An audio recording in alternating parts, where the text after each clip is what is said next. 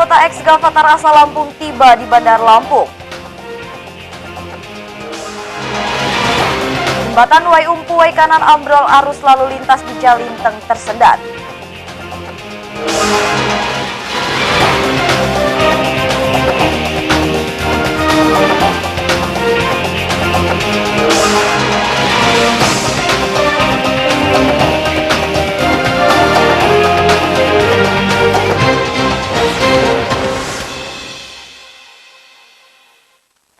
Halo, selamat sore pemirsa, kita berjumpa lagi dalam iNews Lampung, program berita daerah jaringan televisi terbesar di Indonesia, iNews TV. Sore ini kami menyajikan informasi menarik tentang berbagai peristiwa serta dinamika pembangunan di Lampung. Pemulangan ex-anggota Gavatar asal Lampung akan mengawali berita iNews Lampung hari ini. Pukul 10 malam nanti 11 ex-anggota Gavatar akan tiba di Bandar Lampung. Selain itu kami juga akan menyajikan informasi ambrolnya jembatan Wai Umpu Wai Kanan yang menyebabkan arus lalu lintas di jalan lintas tengah Sumatera tersendat. Pemirsa, bersama saya Deli Adelia, inilah iNews Lampung selengkapnya.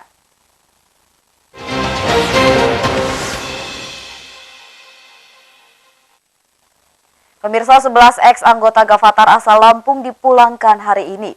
Mereka diberangkatkan dari asrama Bambu Apus Jakarta Timur Rabu siang pukul 14 waktu Indonesia Barat dengan bus Damri. Mereka diperkirakan tiba di Bandar Lampung pukul 22 waktu Indonesia Barat malam nanti.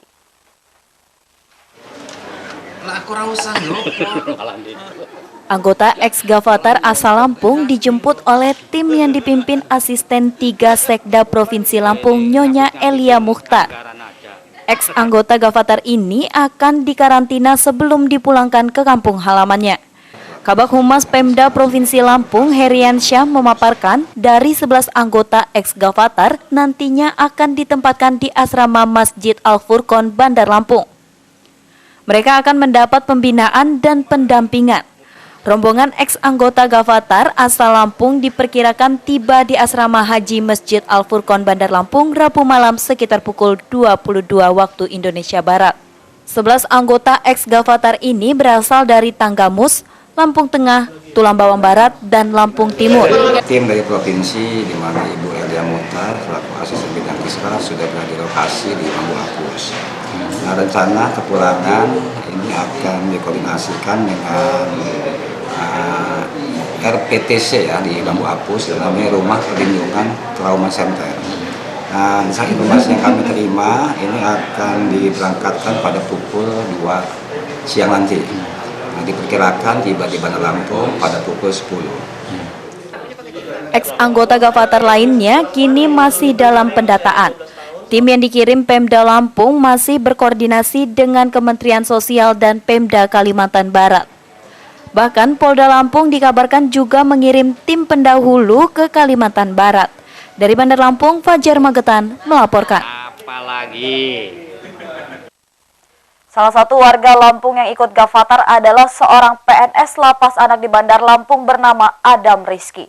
Adam Rizky dilaporkan menghilang sejak pertengahan November 2015 lalu. Keluarga berharap ia dapat segera pulang bersama ex-Gavatar asal Lampung lainnya. Selama dia SMA nih ya. Adam Rizky dinyatakan hilang sejak 16 November 2015 lalu. Sulung dari 3 bersaudara anak pasangan Duriah dan Tamhar ini meninggalkan rumah sekitar pukul 15. Menurut orang tuanya, pria 24 tahun ini dijemput oleh 2 pria tak dikenal dengan mobil. Warga Jagabaya 2, Kecamatan Sukarame ini sebelumnya memberitahu keluarga akan melakukan perjalanan dinas ke Bandung. Namun dalam perjalanan, Adam meninggalkan pesan singkat via ponsel agar orang tua dan adik-adiknya tidak mencari keberadaannya. Dia juga meminta keluarga menganggap dirinya telah meninggal dalam perjalanan. Pihak keluarga baru mengetahui anaknya mengikuti Faham Gavatar setelah diberi informasi oleh salah seorang teman Adam yang pernah mengikuti Gavatar. Meski begitu, hingga kini Adam belum kembali ke keluarganya. Ya, dia mau kerja itu dari kantornya. Kemana? Ke Bandung. Terus taunya kalau dia ikut aliran keagamaan ini, Bu? Ya dari kawannya itu, si Peri itu. Karena dia pernah masuk situ, makanya kami tahu. Oh, si Peri itu datang ke rumah ngasih Ke tahu. sini dibawa sama ponaan, kan berteman dia ponaan, saudara-saudara pada berteman. Jadi teman dia teman ponaan juga gitu loh. Bilang Dibawalah apa ke sini. Rupanya ponaan di orang tuh teman-teman akrabnya udah pada tahu dia masuk itu. Cuman dia orang nggak dikira dia adalah sejauh itu sampai mau berangkat. Tapi kami di rumah ini nggak tahu sama sekali. Hilangnya Adam sangat memukul perasaan keluarganya, terutama sang ibu Duriah. Ibu Adam kecewa karena anaknya pergi meninggalkan keluarga di tengah kondisi sang ayah sedang sakit stroke. Kondisi sang ayah, Tamhar kian hari makin memburuk. Keluarga berharap Adam segera kembali ke pangkuan keluarga. Keluarga juga meminta Polda Lampung membantu memulangkan Adam. Sebelumnya, kasus hilangnya Adam dilaporkan ke Mapolresta Bandar Lampung. Dari Bandar Lampung, Andres Afandi melaporkan. Pemirsa, pemerintah Kota Bandar Lampung akan memanggil Nirmatano untuk mengetahui apakah ia ikut Gavatar atas kemauannya sendiri atau terhipnotis. Jika Nirmatano terhipnotis, Pemkot tidak memberikan sanksi pemecatan. Tapi sebaliknya, jika kemauan sendiri, Nirmatano terancam pemecatan atau penundaan naik pangkat. Pemerintah Kota Bandar Lampung akan memanggil pegawai Dinas Perhubungan Nirmatano yang ikut Gavatar dan meninggalkan tugasnya selama sebulan lebih. Jika Nirmatano ikut Gavatar atas kemauan sendiri dan sadar telah meninggalkan tugasnya sebagai pegawai, Nirmatano terancam sanksi dari Pemkot. Penjabat Wali Kota Bandar Lampung Sulpakar akan memanggil Nirmatano, pegawai yang bertugas di Dinas Perhubungan. Sulpakar tidak ingin salah memberi sanksi kepada pegawainya. Setelah yang bersangkutan kita panggil, nanti kan kita akan teliti dia ikut Gavatar itu atas kesadaran sendiri atau di bawah kesadaran dia atau dirayu oleh orang lain yang merupakan kelalaiannya. Yang pasti hak dia sebagai pegawai negeri sipil tetap kita perhatikan. Menurut Kepala Dinas Sosial Tole Dalmani, warga ex-Gavatar asal Kota Bandar Lampung akan dipulangkan pada hari ini. Mereka akan diasramakan sementara di Masjid Al-Furqon sebelum dipulangkan ke keluarga masing-masing. Saya nggak pasti ya, cuman katanya sih yang mau datang itu kan bertahap. Kalau dari Bandar Lampung mungkin sekitar antara 10 ke 15 orang. Yang baru mau datang ya? Enggak, yang mau datang itu 13. Yang dari Bandar Lampung katanya 3. Kalau untuk keseluruhan kita belum dapat informasi. Dari Bandar Lampung, Oki Firmansyah melaporkan.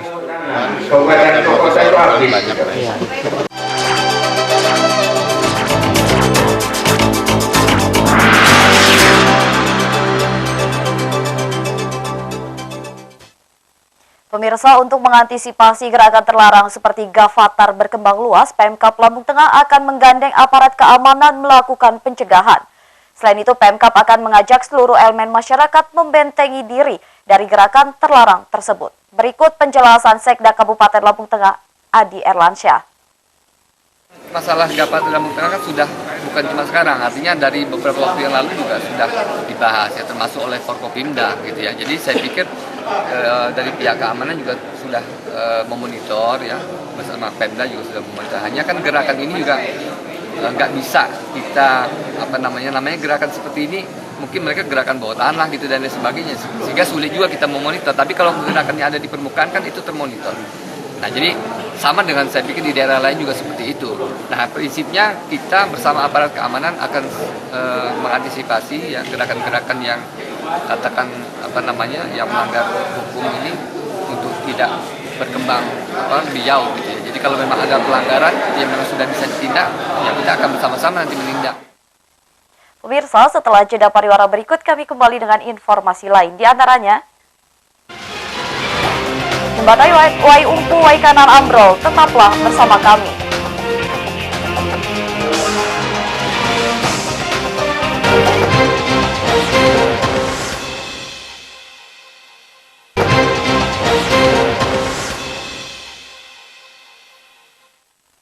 Terima kasih Anda masih bersama kami. Pemirsa, jembatan Wai Umpu Kecamatan Belambangan Umpu Kabupaten Wai Kanan kembali ambrol. Kerusakan ini mengganggu kelancaran arus kendaraan jalan lintas tengah Sumatera. Polisi memberlakukan buka tutup satu arah.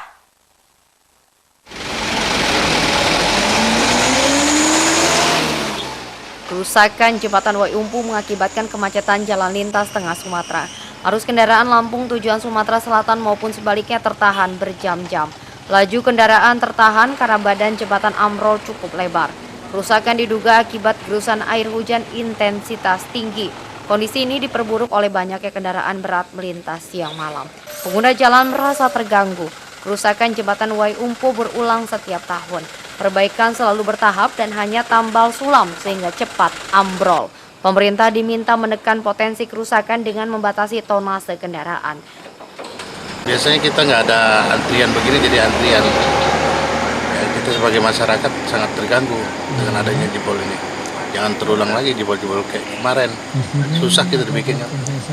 Harapan kita Bang ke depan Bang? Ya pemerintah lebih serius untuk menertibkan kendaraan yang tonasenya berlebihan supaya nggak jebol kembali. Jembatan Wai Umpu dibangun sejak tahun 1978. Konstruksi jembatan cepat rapuh. Banyak kendaraan terjebak lubang di tengah jembatan karena tidak ada penerangan. Jalan lintas tengah Sumatera Wai Kanan Sumatera Selatan juga kritis karena kubangan bertambah banyak. Kerusakan jalan ini memperpanjang kemacetan. Dari Wai Kanan, Dian Pirasta melaporkan.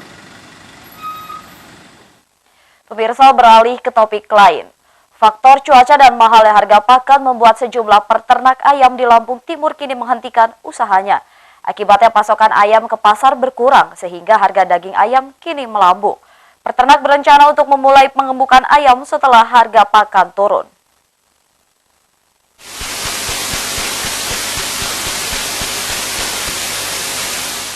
Sejumlah peternak ayam di Lampung Timur kini menunda proses produksi. Mereka membiarkan kandang kosong dan belum membeli a day old chicken sebagai pengganti ayam yang sudah terlebih dahulu dipanen. Mereka memilih untuk menghentikan usahanya sejenak akibat pakan mahal dan faktor cuaca. Sejumlah peternak ayam mengungkapkan jika faktor cuaca saat ini mempengaruhi kesehatan ayam. Ayam rawan terkena penyakit dan mudah mati. Di samping itu, mahalnya bibit ayam serta pakan ayam juga menjadi dampak berkurangnya produksi ayam. Bahkan saat ini sudah banyak peternak ayam bangkrut karena merugi hingga ratusan juta rupiah. Peternak merugi karena memaksakan diri untuk tetap memproduksi meski harga pakan ayam mahal. Dan saat panen harga ayam potong anjlok serta resiko kematian ayam tinggi karena pengaruh cuaca. Kayaknya peternak itu rata-rata waktu itu ngejar sebelum tahun baru panen gitu loh. Kemarin? Ya, sebelum tahun baru panen. Jadi waktu sebelum tahun baru kemarin, sebelum Natal tahun baru rata-rata panen Pak di mana-mana Pak. Ayam murah juga. Kebetulan di sini juga panen sebelum Natal waktu itu. Kalau sekarang ini memang ayam di pasaran kan melambung nih Pak. Memang semua kosong kandang ya sementara? Rata-rata kosong kandangnya lagi. Persiapan kayak gini lah Pak. Gitu ya? Ya paling minggu-minggu ini baru ngisi lagi. Itu berapa lama Pak melihara ayam potong nih Pak? 30 hari udah bisa dipanen Pak. Sudah panen ya? Terus 28 sampai 34 selesai. Masalah memang susah, mahal sekarang mahal. Mahal. Ini cuaca seperti ini ayam banyak yang stres atau gimana Mas? Banyak yang stres. Oh, gitu. Terus ini banyak ini apa? Harga jualnya gimana Mas? Jualnya sekarang kan lagi mahal. Gitu. Kita jual sendiri atau kemitraan Mas? Kemitraan. Kemitraan. Jadi kita ini sistemnya hanya penggemukan aja ya? Iya, penggemukan aja. Gitu. Peternak ayam berharap dapat segera memproduksi ayam saat kondisi cuaca membaik sehingga kesehatan ayam terjamin. Selain itu, mereka juga berharap agar harga pakan dapat turun. Dari Lampung Timur, Supriyono melaporkan. Anggota DPD RI Ahmad Jajuli menyatakan prihatin dengan kondisi Provinsi Lampung yang masih menempati posisi termiskin keempat di Sumatera. Kondisi ini tersebut tidak melepas dari rendahnya kualitas pendidikan di Lampung. Karena itu DPD RI akan menggandeng Basnas dan Dewan Pendidikan untuk ikut mengatasi kemiskinan. Anggota DPD RI asal Lampung Ahmad Jaluli bersyukur peringkat Lampung naik dari termiskin ketiga di Sumatera menjadi keempat. Angka partisipasi kasar atau APK pendidikan menempati posisi ke-20 secara nasional. Meski begitu tetap merasa prihatin. Saat berkunjung ke Sekretariat Dewan Pendidikan dan Basarnas Lampung, anggota Komisi 3 DPD RI ini akan membawa persoalan Lampung tersebut dalam rapat di DPD RI. Ahmad Jejuli juga akan mengkomunikasikan dengan kementerian yang membidanginya. Untuk ikut mengatasi kemiskinan dan pendidikan di Lampung, DPD RI akan menggandeng Dewan Pendidikan dan Basarnas. Dengan begitu, persoalan Lampung ini akan didengar oleh pemerintah pusat. Di lapangan, Basarnas bisa melakukan seleksi dan mencari dana untuk membantu masyarakat kurang mampu dalam memperoleh sekolah dan usaha. Sementara Dewan Pendidikan mencari metode peningkatan mutu pendidikan dan siswa dari keluarga kurang mampu yang akan dibantu, sebab kemiskinan tidak terlepas dari pendidikan. Nah, ke depan DPD RI terutama Komite 3 akan menggandeng Dewan Pendidikan Provinsi Lampung dan Basarnas untuk bersama-sama menjadikan isu dan persoalan di Lampung ke Jakarta, menyambungkan, menjembatani dengan kementerian. Sebaliknya kami juga yang bertugas mewakili Provinsi Lampung, anggota DPD 4 orang, itu akan terus turun dan bersama-sama dengan kekuatan masyarakat seperti Basarnas dan Dewan Pendidikan Provinsi Lampung menjemput masalah, menjemput bersama-sama diskusi dengan para ahli. Ketua Dewan Pendidikan dan Basarnas Lampung, Mahfud Santoso menyatakan, pihaknya telah memberikan bantuan dana kepada sejumlah mahasiswa berprestasi dari keluarga kurang mampu. Selain itu, Basarnas memberikan modal usaha kepada puluhan pedagang sayur keliling. Dari Bandar Lampung, Fajar Magetan melaporkan. Pemirsa, beralih ke topik olahraga. Infa Lampung Timur siap mengikuti Kemenpora Intercity Cup di Jakarta 30 hingga 31 Januari 2016. Tim ini menggelar uji coba melawan Akademi Remaja Lampung Selatan dengan keunggulan telak 5-0. Oke, minum. Dalam sana. Indonesia National Football Academy Infa Lampung Timur menjadi satu-satunya tim pelajar Lampung dalam Kemenpora Intercity. Persiapan tim ini masih terkendala pendanaan. Meski begitu, pelatih dan pemain bersemangat menyongsong turnamen. Tim berjuluk Laskar Waikambas menguji kemampuan melawan tim Akademi Remaja Lampung Selatan. Infa Lampung Timur menunjukkan produktivitas gol tinggi. Mereka unggul telak 5-0. Masing-masing 3 gol pada babak pertama dan 2 gol tambahan pada babak kedua. Pelatih Infa Lampung Timur Panca Adi Nirwana menyatakan pemain bersemangat menyongsong kejuaraan meskipun dana pembinaan sangat minim dan sarana latihan tidak memadai. Mereka berharap perhatian pemerintah karena tim ini membawa nama Lampung. Ini untuk mewakili Lampung Timur? Iya, mewakili Lampung, Bang. Untuk mewakili Lampung. Kita mewakili Lampung. Insya Allah, Infa itu di setiap provinsi cuma ada satu kita lah yang mewakili Lampung, yaitu Infa 39MM Lampung Timur. Dari pelatih sendiri bagaimana bakat anak-anak di Lampung Timur ini? Kalau bakat anak-anak itu sebenarnya banyak, ya talenta sepak bola di usia dini itu banyak. Maka dari itu salah satu program terdepannya Infa, kita akan menggelar satu kompetisi yang akan diikuti oleh seluruh sekolah sepak bola yang ada di Lampung Timur. Harapan mereka bisa tersalurkan bakat prestasi mereka melalui Infa di Lampung Timur. Infa Lampung Timur sebelumnya menyandang predikat tim favorit serta runner-up Singa Cup di Singapura pada November 2015. Sukses ini mendorong seluruh bermain berlatih keras untuk menghadapi kejuaraan nasional maupun internasional. Dari Lampung Timur, Supriyono melaporkan. Pemirsa, setelah pesan-pesan berikut ini kami akan mengajak Anda menyaksikan berinya usaha ikan abon di Lampung Selatan. Ikuti informasinya sesaat lagi.